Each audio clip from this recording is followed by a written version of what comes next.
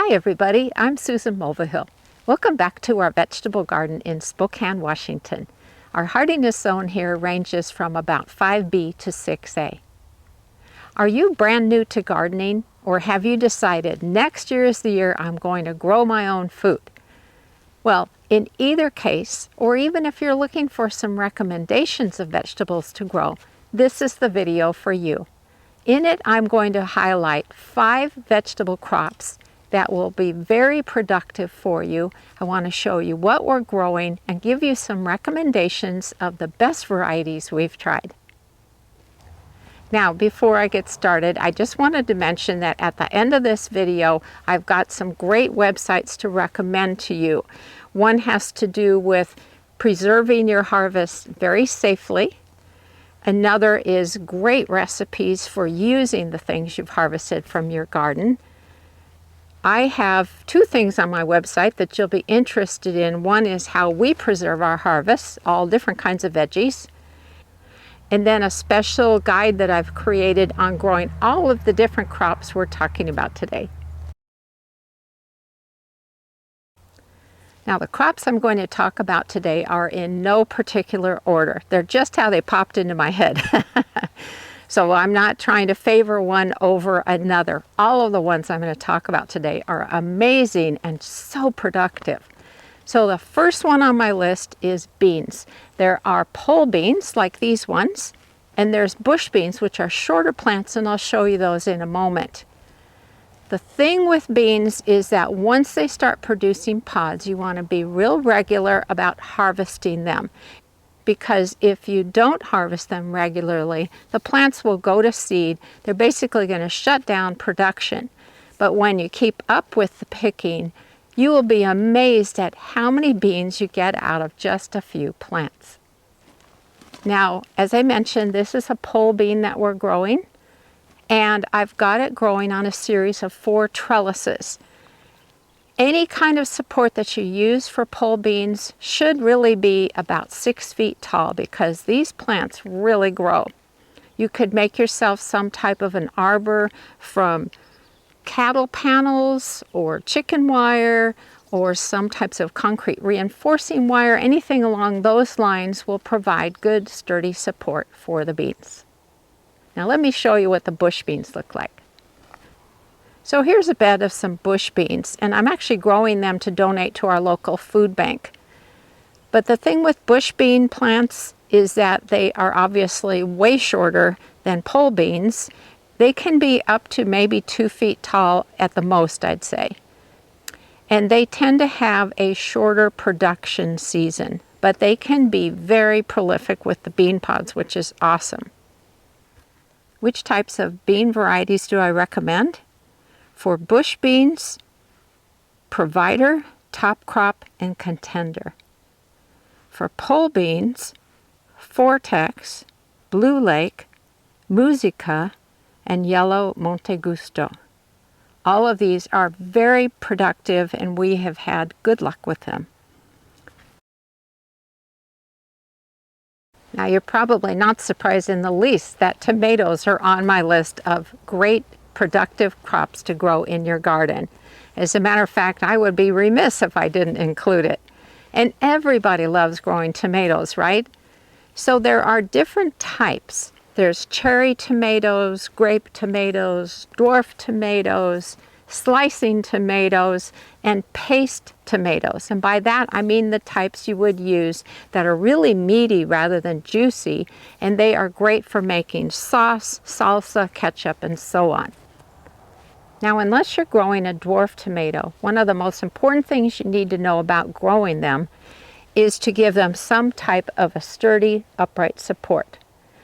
You do not want to use the small, flimsy cages that some garden centers sell, because what's going to happen is as soon as the plants start putting on some growth and getting top heavy, it's going to topple over, potentially ripping the roots out of the ground. That is not a good thing.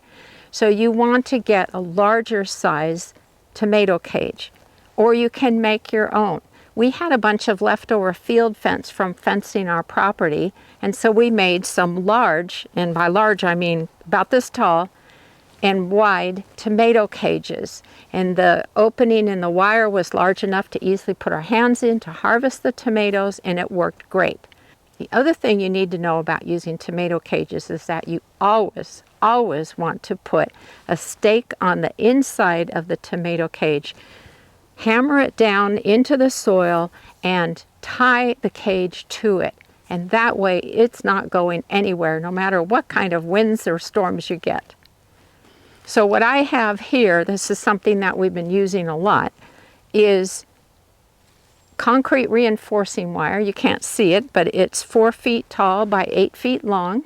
And then we have some heavy-duty metal fence posts that it is tied to. So this is extremely sturdy. And then every now and then I use a bit of twine just to tie up the plants to make sure nothing is going to break. So why would you not want to just let the plants sprawl along on the ground? That's easier, right? Well, actually, this is an approach that prevents disease issues. So if there is some type of a pathogen in the soil and the leaves of the plants are lying on the ground, then that makes it really easy for disease to get into your plants. And you do not want that to happen. So that's why I wanted to emphasize that supporting tomatoes is so important. Now, I mentioned earlier that there are different types of tomatoes. And so this is a paste tomato. The variety is Blue Beach. You can see they look kind of odd. This one is starting to turn color. And I'll harvest them when they are a bright red. However, there's one other thing I wanted to mention. So there is something called the breaker stage in tomatoes, and that is the point at which they're starting to turn color, such as this one. Normally this would be green, and it's gotten sort of a yellow color. So once a tomato hits the breaker stage, you can actually harvest them and bring them inside, put them on your kitchen counter, and let them finish ripening. I typically don't do this, but if there were a frost coming, I sure would. Or if there was some type of a disease or insect problem I was experiencing, then I want to get the tomatoes in as soon as I can. So you're waiting for this breaker stage for it to be okay to pick them. But in my case, typically I wait until they are the ripe color. Want to see my favorite slicing tomato? You're looking at Chef's Choice Orange. Oh my gosh, they are fabulous. And I'm so excited that they are ripe now because I can start having the traditional summertime tomato sandwiches. These are Bill's favorite grape tomatoes of all time. That is Pandorino, and they are fabulous. And here's another type of paste tomato I'm growing. It's called Supremo. And I'm growing it in our little hoop house. Now, the other day I had someone ask me, why are you growing tomatoes in a hoop house? Because ours grow just fine outside. Well, actually, Bill usually grows peppers in the hoop house, so it's never available to me. However, he decided he wasn't going to use the hoop house this year, and so I thought, well, what's a warm season crop that would benefit from the warm environment of a hoop house? We do have the doors open at each end, but that's why I'm growing in here. It was just because I can. If you're looking for a few tomato variety recommendations, here we go. For cherries, definitely Sun Gold tomatoes. Those are fabulous. Grape tomatoes, well, Bill loves Pandorino, so I'm passing that one along. For slicing tomatoes, Chef's Choice Orange and Jet Star. For paste tomatoes, Supremo, Blue Beach, Amish Paste. You can see that we're growing onions in the bed right next to one of the rows of pole beans. And that's the great thing about onions, as I'll show you in a moment. You can just poke them in anywhere, so they don't need much space. Now you can start onions from seeds outdoors directly in the garden, or you can start them from sets, which are the little bulbs that you buy in garden centers, or you can start them from plant starts, either ones that you started a few weeks ahead of time indoors, or ones that you've bought from a supplier. Now we're going to talk about peppers in a moment, but I just wanted to point out how Bill has planted a row of onions in his pepper bed. So again, they don't take up much space, and oh, they are so good in cooking. I also wanted to point out that these ones have broken stalks. That's not damage to them. That's what onions do when they tell you that they're finished growing. The thing you need to know about onions is that there are short day, intermediate day, and long day onions. So what does that mean? It's based on the region where you live and how long your days are during the summer months. In our area, because we're in the Northwest, we have very long summer days. So we purchase long day onion varieties because those are best suited for our conditions. There is a great website called dixondalefarms.com, and they have a map that shows the different regions, and then you can look up the varieties for your area. So here in Spokane, our favorite varieties to grow have been Elsa Craig, Patterson, and Italian Torpedo. Let's talk about peppers. Those are absolutely Bill's favorite crop to grow. There are two general categories of peppers. There's hot peppers and sweet peppers. Bill loves the hot ones, and I'm a spice wimp, so I love the sweet ones. And this bed has sweet peppers growing, and I'll show you a close-up so you can see how they're doing. So here's how the peppers are doing. They are amazing. And think about all of the things that you use peppers in. Maybe you dice them up to put into an omelet. You put them into a casserole. You slice them into sandwiches. You eat them for snacks. I mean, there's so many things you can do with them. You can make pepper relish. All kinds of things that you can use them for, and they are so productive, so you really get a lot of bang for your buck. You're looking at some of the hot peppers that Bill's growing, and notice how he's growing them in pots. So growing in containers is a great way to expand the footprint of your garden. Now, while you're looking at some more peppers in pots, let's talk about variety recommendations. For hot peppers, Bill enjoys growing early jalapeno and Highlander. For sweet peppers, he likes to grow Corno di Toro and Marconi Rosso. And topping off my list of 5 great crops to grow, you definitely want to grow summer squash or zucchini. I know a lot of people say, oh my gosh, they produce so much. Well, that's the point of this video, and there are so many things you can do with them. Now, before I get to that, I just wanted to point out that these ones here are Cocozelle, and this one is a new to me variety this year called Zephyr. This is what a Zephyr squash looks like. Isn't that cool? And it has a very distinctive taste that's a little bit different from zucchinis, and we have really been enjoying them. I'm also growing an extra bed of gray zucchini to donate to the food bank, and those plants are coming along great. When it comes to harvesting zucchini and other types of summer squash, you want to harvest them while they're relatively young. You don't want to let them grow until they're the size of a baseball bat, because what happens is that the outer skin gets real tough and the seeds in the center get larger, and it just won't give you the taste that you're looking for. So try to harvest them when they're maybe about this long. So what do I do with my harvest from these amazing plants? Well, first of all, I probably do what everybody does. I cut it into chunks and I steam it, and it's part of a meal. I shred it for things like zucchini muffins, zucchini bread, zucchini cake, and that works really well. We also grate it and have it be part of like a frittata or an omelet. We certainly put it into soups and stews and casseroles and so on. So one of the things I wanted to share with you is what I've been doing the last few years, and it really has worked out well.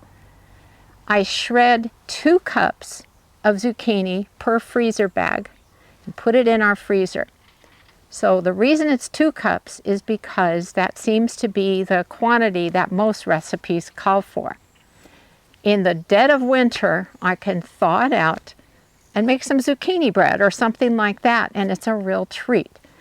So always save a little extra and put some in your freezer so that you can surprise your family too.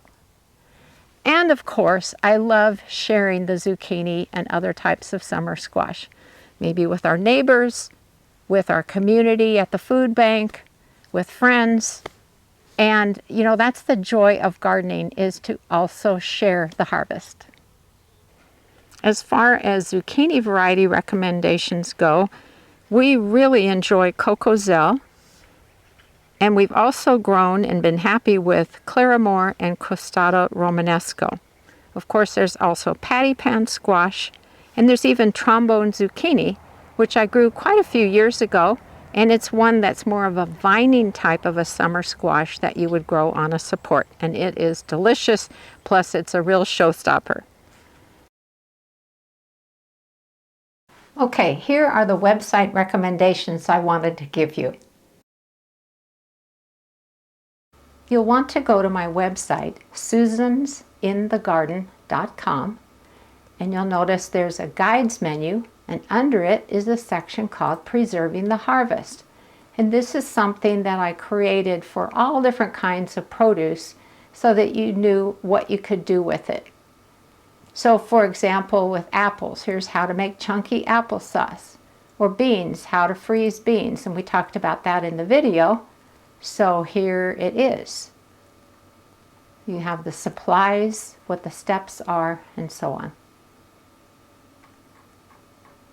So I hope you'll check out that section and find it really useful. Also on my website, you'll notice there's a menu called Grow Vegetables. This is actually the most popular part of my website. And in it, I give you all of the information you need to know to successfully grow vegetables. And so I've got some basics on getting started. And then here is the really popular spot, which is the Vegetable Grow Guide chart. So you just go to the name of the vegetable crop you want to grow, click on it, and it will tell you, is it a warm season crop or a cool season crop? There's some little known information that I include just for fun, whether you should plant seeds or seedlings, when to start them, how long it takes the seeds to germinate, how deeply to sow the seeds, the cultural information, variety recommendations, when you harvest them, and in this case, how to cook artichokes. So this is a guide that I created because I wanted everyone to be successful, and I wanted you to have this information to refer to so that everything grows really well. When I was talking about growing onions, I mentioned how there are short day, intermediate day, and long day varieties. And I mentioned this website, dixondalefarms.com. So once you go to their website, click on the word shop, and you'll notice here is a map of the country. So you've got short day, intermediate day, and long day. So if I want to know the varieties that will grow in our region, which is long day, click on that, and here are the different varieties. Now this company specializes in selling onion plants, and we have purchased from them in the past. They're a very good company, very reliable. But primarily what I wanted to show you is this is a great way to find out which onion varieties will grow in your region. So be sure to check it out. If you are looking for recipes that will use different components of your garden harvest, I heartily recommend feastingathome.com. I have used this website for a couple of years now, and everything in there is just so delicious looking, and everything that we have tried so far has been excellent. So I just wanted to pass that along because I know we gardeners are always looking for ways to use the goodies from our garden. Well, it is super hot now, so I'm going to call it a day. I hope you enjoyed this video and that you found it helpful. And I hope it will give you some great ideas for what to grow next year and what to do with the wonderful harvest. Thanks so much for watching today, everybody. Happy gardening.